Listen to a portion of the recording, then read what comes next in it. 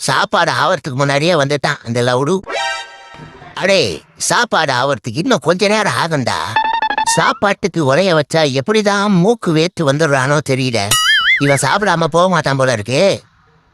கொதிக்க கஞ்சி தண்ணி எடுத்து மூடியில ஊத்த வேண்டியதுதான். என்னத்த சொல்ல, தீபாவளிக்கே இந்த கோழிய குருமா போட சொல்லி வீட்டுல சொன்னேன், கேட்கவே இல்லையே. எவ்வளவு திமுர் இருந்தா ஏன் முன்னாடியே ரக்கைய ஆட்டி காட்டுவான்.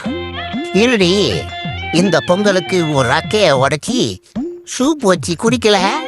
என் பேர் மங்கி மாணிக்கம் இல்லடி.